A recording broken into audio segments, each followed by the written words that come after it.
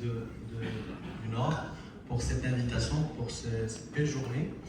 Je vous félicite pour la construction de votre bureau et je vous félicite aussi pour la qualité des présentations. Je félicite Dr Amina pour sa très belle présentation. On n'a pas laissé grand chose à dire après. Alors, je vais reprendre un petit peu le sujet de réfractive. Je vais donner un peu de temps à la sélection psychologique parce que la sélection psychologique, on n'opère pas des voitures, on opère des êtres humains. On attend une satisfaction du malade et la satisfaction, c'est pas lui qui nous la donne, c'est le cerveau du malade. C'est le malade, c'est son sentiment, c'est son ressenti qui va faire de lui, qui va nous faire un bon commentaire sur Google et qui va nous ramener un cadeau ou des fleurs. Donc, si on fait une très bonne technique sur un psychologie qui n'est pas bonne, là, on n'a pas réussi notre défi. Donc, je vais commencer par ça. Donc, je passe rapidement. Ce petit CV que j'avais présenté. Donc, la sélection psychologique est extrêmement importante en chirurgie réfractive. Donc, le patient, on est en train de traiter sa vision et son ressenti et sa satisfaction. Si vous ramenez un cadeau à quelqu'un, il peut être de valeur, mais s'il ne le ressent pas pour quelque chose qui le convient, il ne va pas être content. En lui disant, c'est la montre, elle coûte, je ne sais pas, 100 000 dirhams, il va vraiment être content du modèle. Donc finalement, il faut adapter ces techniques à la psychologie du malade. Donc expectations, la demande du malade. Vous allez ressentir que les patients vont venir vous dire, est-ce que c'est 10 sur 10, est-ce que c'est du 100%, est-ce qu'ils demandent de la perfection. Et souvent, la majeure partie de notre travail, c'est le post-op, c'est la gestion de l'insatisfaction des malades. Parce qu'on fait des consultations de pré-chirurgie, mais on a beaucoup plus de temps à consacrer à des malades qui sont mécontents, c'est la discussion et c'est ça en fait. Et on a, il y a certains médecins qui me disent la chirurgie réfractive c'est facile, c'est pas compliqué, c'est la chirurgie où vous avez le plus de risques d'aller en tribunal. Donc, c'est des malades qui ne sont pas malades, qui voient, qui ont moins de 3 avec des lunettes. Et s'ils sont mécontents, je ne dirais pas qu'ils sont mal opérés, mais qu'ils sont mécontents pour n'importe quoi, ils peuvent vous traîner au tribunal. Donc, il y a des choses qui vont vous faire repousser, comme a dit Dr Amina, savoir dire non. Et savoir dire non, vous pouvez le dire franco, vous pouvez le dire de façon un petit peu alternée. Une sécheresse oculaire qui traîne toute la vie. Vous le revoyez le patient, chaque fois vous avez une sécheresse, je ne peux pas vous opérer, c'est une manière de lui dire non. Vous n'êtes pas encore stable, vous n'êtes pas forcément obligé de dire non, vous n'êtes pas un bon candidat psychologique. Vous dites, voilà, vous n'avez pas les bonnes conditions pour vous opérer, et si vous allez être faire opérer ailleurs, au moins c'est un problème de moins pour vous. Les patients qui sont pas réalistes, qui cherchent le 10 sur 10, la perfection, les patients qui ont parfois des problèmes dysmorphiques, il y a certains syndromes, les gens qui sont impatients, un patient doit être patient, il ne faut pas attendre à la salle d'attente, il parle mal au secrétaire, il parle mal aux assistants, tout ça on le note. Et des patients qui sont anxieux. L'anxiété normale et physiologique, mais l'anxiété exagérée, c'est quelque chose qui va même pas vous laisser l'opérer. On a des exemples, des patients qui sont inflexibles, ils veulent comprendre, ils vous posent 20 questions. Maintenant avec ChatGPT, ils vous donne une liste, vous devez répondre à toutes ces questions. Les VIP, un patient qui est VIP, attention aux VIP parce que vous ne pouvez pas garantir le résultat à quelqu'un qui se dit qu'il se croit VIP. Donc il y a un déséquilibre entre la demande du patient et il faut, le patient est demandeur et nous, on doit savoir le freiner parfois et ne pas être agressif. Donc pour cela, j'ai mis une fiche psychologique pour tous mes patients. Tous les patients qui passent au cabinet, ils ont cette fiche psychologique dans leur dossier, que c'est cataracte ou n'importe quel, et on note les attentes, et toute l'équipe va mettre des annotations dans cette fiche, et à la fin, on a la fiche psychologique, on a la fiche organique, et à ce moment-là, on va savoir si ce patient il est éligible. Donc, et attention, les personnalités perfectionnistes, anxieux, les obsessionnels compulsifs, les dépressions. Un patient qui vient vous dire je prends un traitement de dépression, depuis quand? Depuis 2 semaines, ben ne l'opérez pas. Un dépressif n'est pas stabilisé avant et on demande facilement une lettre du psychiatre, s'il vous plaît, est-ce que ce patient est éligible à une chirurgie réfractive? Sinon, ne le touchez pas. Les patients qui ne tolèrent pas la douleur, c'est juste vous lui mettre un tonomètre à air ou une goutte qui commence à crier, il ne va pas vous laisser mettre votre nanosuccion pour un laser ou même pas le laser et il ne va pas vous suivre pendant la chirurgie. Eh bien, donc les patients qui vous disent je vais poursuivre le collègue qui m'a vu avant et je vais le poursuivre en justice, etc. Ne croyez pas que vous allez être Batman qui va lui régler son problème et il va vous poursuivre vous aussi si vous le touchez. Et alors, en presbytie, les patients qui ne veulent pas faire un compromis de loin près, et les patients qui ne respectent pas la procédure. Si vous dites ben, il faut passer par tel poste vu par l'orthoptiste avant que le médecin, il va vous dire non, moi je veux que les médecins me voient en premier, ben, ne le prenez pas, il ne suit pas votre procédure. Alors ça c'est les avis Google, ben, il faut qu'on en parle, ça c'est mes avis Google, des patients qui sont je suis déçu, je ne suis pas content, j'ai attendu 1h30. Ça c'est des patients qui n'ont pas encore été. À ma surprise, j'ai trouvé 10 personnes au rendez-vous à la même heure. Ben, imaginez ce patient-là, quand il vous allez opérer, qu'est-ce qu'il va vous faire? Donc je suis là en cours de procès, patient qui me demande 1 million de dirhams parce qu'il a une petite sécheresse oculaire et parce que lui, il a des problèmes financiers, il veut me soutirer de l'argent. Donc ça, vous pouvez le vivre et vous pouvez le vivre régulièrement, c'est ça la chirurgie réfractive. Maintenant, il y a différents types de chirurgie. Il y a la chirurgie de la rétine, difficile techniquement, mais vous êtes déjà sur un mauvais pronostic. Le malade, il est déjà malade, il peut rester malade. Cataracte, c'est un patient qui est malade, mais qui est censé guérir, parce qu'il sait que la cataracte, ça guérit. La réfractive, c'est un malade qui n'est pas malade.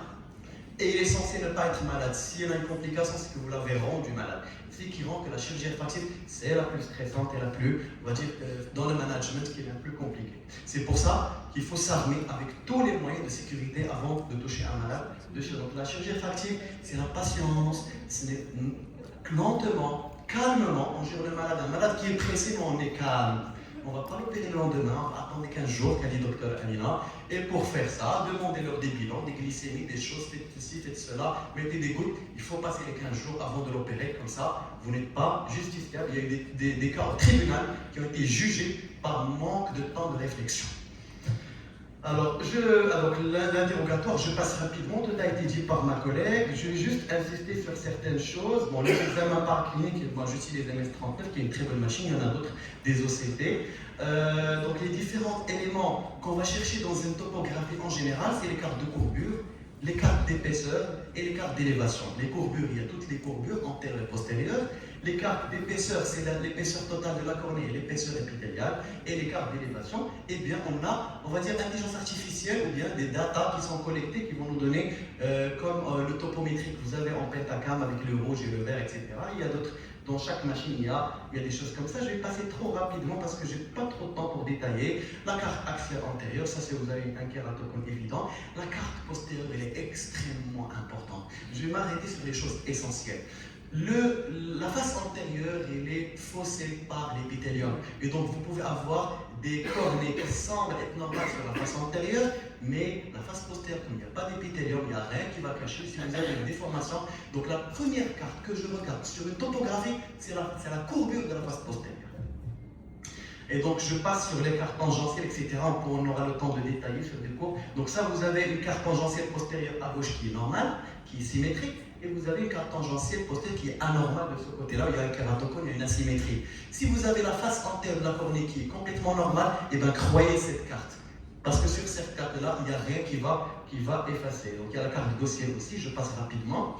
Maintenant, les cartes d'épaisseur. Il y a la carte de l'épaisseur totale, pour cadrer votre patient s'il est moins de 500, au-delà de 500. Et il y a la carte épithéliale, comme a dit le docteur Amina. Donc il y a la théorie de Dan-Einstein qui montre qu'on a un mincissement au sommet du col. Donc si vous avez un mincissement au niveau d'une zone qui est la plus cambrée, eh bien automatiquement c'est probablement un kératocone.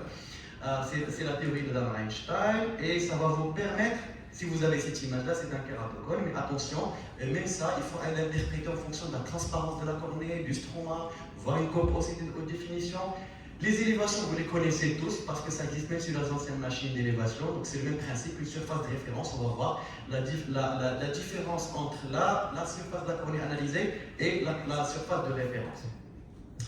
Alors là, normal, anormal, et là, c'est un regroupement. Au niveau des MS39, vous avez cette carte-là qui regroupe la surface antérieure, la postérieure, elle va regrouper tous les éléments essentiels. Et vous avez certaines anomalies au niveau d'un kératocone, quel qu'il soit, fruste ou avancé, vous avez l'anomalie se situe au même endroit. C'est pour ça qu'il y a les points qui vont devoir être regroupés. La partie la plus fine, au même endroit, doit être la partie la plus cambrée, là où il y a le centre du donut, etc. S'ils sont éparses, c'est que ce n'est pas forcément un kératocone et que c'est une cicatrice ou autre chose. Et vous voyez que la coprocité ou définition fait partie intégrante du diagnostic. Si vous faites une topographie de la cornée, allez-y voir l'OCT. Si vous avez des petites opacités au niveau du stroma, ils vont fausser l'épithélium, ils vont fausser même les courbures. Donc ça, vous avez un kératocone. Donc je passe les examens on fait tout. Le bilan de rêve, c'est pas un bilan de rêve, c'est un bilan obligatoire devant un juge. Il va vous demander est-ce que vous avez fait ça, est-ce que vous avez tout fait. Munissez-vous de tous les examens possibles, nous on fait tout. La spéculaire, le CDIAC, la FIDIAC, la biométrie, le eye trace à la recherche d'une cataracte, l'examen de la rétine, photo de la rétine, l'UBM pour les ICL, donc tout. Et bientôt le Corby, je vais l'avoir dans une petite semaine, là aussi je vais l'intégrer dans mon bilan opératoire. À chaque fois que je rajoute une machine, dans l'objectif, c'est encore éliminer des mauvais cas. Alors, les différentes méthodes, je passe rapidement. Il faut voir en fonction de la réfraction, en fonction du moyen du malade. Et donc là, je vais parler de deux techniques, LASIK et PKR. Je ne vais pas parler des CALEX. J'en ai fait quelques-uns et j'ai arrêté de les faire pour des raisons qui me sont personnelles. Donc je ne veux pas parler mal de ces techniques. Je préfère laisser les gens qui le font, qui le pratiquent beaucoup, d'en parler. Donc je vais parler de la PKR et du LASIK. Donc, un peu pour comprendre, vous êtes dans votre cabinet, vous recevez un malade, il a -3, vous avez une topographie, le bilan est normal, vous allez l'opérer. Vous voulez savoir si ces -3 it will fit with your cornea, est-ce que ça va marcher avec votre cornée? Et des petites formules de calcul. La formule de Menard va vous donner la profondeur d'ablation. Combien vous avez, la quantité de tissu. Grosso modo, il va être proche de ce que va vous donner la machine. Si vous avez le simulateur sur place, c'est mieux. Sinon, faites cette formule-là et vous aurez par exemple, pour une zone optique de 6 mm, si vous enlevez 3 dioptries, ça va être 12 x 6, ça fait 36 microns. Voilà. Et donc, plus vous augmentez la zone optique, vous avez plus d'ablation, moins de zone optique, moins d'ablation, mais plus de zone optique, meilleure qualité de vision, moins de zone optique, moins de qualité de vision. Après, il y a des règles. Pour la PKR, il faut laisser une cornée à la fin, quand l'épithélome revient, au-delà de 400. Pour le LASIK, il y a certaines règles. Il faut que le residual stroma soit au-delà de 300 et il faut que le PTA, le pourcentage de tissu ablaté, soit inférieur à 40%. C'est-à-dire que le cas pour plus le tissu que vous avez enlevé par rapport à l'ensemble de la cornée ne doit pas dépasser les 40% pour être dans les règles. Et puis vous voulez calculer la kératométrie post-opératoire. Vous avez une kérato à 40, vous avez -5, vous voulez savoir quelle est la kératométrie post-opératoire prévisible sur votre cornée, vous utilisez ces règles. Pour chaque -1, vous avez 0,8 kératométrie sur la cornée. Pour les positifs, c'est l'inverse. Aujourd'hui, on parle de la myopie, donc retenez la première. Et donc, la cornée post-opératoire ne doit pas, à la fin, être inférieure à 36 et ne doit pas être au-delà de 49 pour éviter les aberrations. Si vous êtes au-delà de 49, vous avez mis une cornée trop bombée qui ressemble à un kératocone et vous avez high spherical aberration. Et si vous avez une cornée trop plate, vous avez aussi high spherical aberration, mais positif. Donc dans les deux sens, le malade risque d'avoir des halos. La taille de la zone optique n'est pas quelque chose de figé pour tous les malades. Vous jouez avec la zone optique pour, si vous voulez, réduire votre consommation tissulaire, mais il ne faut pas aller à une zone optique plus petite que la pupille mésopique. C'est pour ça la pupillographie elle est essentielle, elle est obligatoire, et la pupillographie dynamique qui vous donne la photopique et la mésopique. Et à ce moment-là, donc, vous la faites systématiquement pour tous les malades. Alors là, quelques cas cliniques, moins 50, donc avant, après, là, vous savez quelque chose, on va vous montrer des choses sympas, les malades, la topographie qui change dans le bon sens avec un bon résultat. Donc, la PKR, vous avez la PKR manuelle, la PKR transépithéliale. Si vous faites une chirurgie de myopie simple, il n'y a pas de kératocone, faites ce que vous voulez. Vous l'enlevez à l'alcool, vous l'enlevez à la brosse, vous l'enlevez au transépithélial, it's the same, c'est la même chose. Ça change que vous avez un kératocone. Si vous avez un kératocone, faites transépithélial. Si vous faites une amétropie, faites ce que vous voulez, c'est le même résultat. Alors, transépithélial, c'est technique no-touch. Alors, à la fin, on fait une fiche pour chaque patient, réfraction de l'œil, cycloplégie obligatoire. Et la fiche sur toutes mes PKR. Acuité sans correction, les corrections, le dominant, la pupille photopique, mésopique, les aberrations de la cornée, les aberrations totales, l'état de la topographie. Et à la fin, on a une fiche globale du malade, c'est notre feuille de route de traitement. On fait ça au cabinet et on va au laser. On ne réfléchit pas au laser, on appuie juste sur la pédale. Alors, je passe, donc les profils d'ablation. Donc je continue, quelques cas cliniques, moins de 50, vous voyez, la topo avant-après, un traitement parfait concentré donne un bon résultat. Là, on m'a fait glisser un dossier d'hypermétropie, si ça marche très bien. Donc je vais passer ça. Donc le traitement post-opératoire de PKR, souvent les malades ils ont mal. Mettez-leur des corticoïdes dès le premier jour. Mettez, si vous voulez, un anti-inflammatoire non stéroïdé juste pour les 2 premiers jours. Et je mets aussi de l'anesthésie dans des larmes artificielles, ça peut les aider à réduire de l'inflammation. Et souvent, les patients n'ont pas très mal s'ils utilisent bien le traitement. Alors ça, c'est des J post-PKR. Voilà, les yeux blancs, ils sont bien. Mais si vous voyez les yeux gonflés, c'est qu'il n'a pas utilisé correctement son traitement. Les complications, en général majeures, dans la PKR, c'est le haze, dans les milieux ensoleillés, et les infections. On n'en a pas eu. Je viens d'avoir une infection sur cross-linking avec abcès et à la fin phtise du gland sur cross-linking. D'accord. Donc, quand on fait un ulcère de cornée par du laser ou par quoi que ce soit, on a toujours ces risques d'infection, mais ce n'est pas une chirurgie sans risque. Ça, c'est des cas cliniques avec opacité, etc. LASIK. Donc, LASIK, c'est une technique, on va dire, je dis toujours le LASIK, c'est magique parce que le résultat, il est exceptionnel, il est juste parfait. Les patients sont hyper contents. L'avantage, c'est rapide, donc vous avez le résultat dans les 2 heures qui suivent l'opération. Là aussi, la même fiche. Toujours fiche psychologique, le patient qui signe le consentement, qui choisit l'opérer, la technique qu'il va avoir.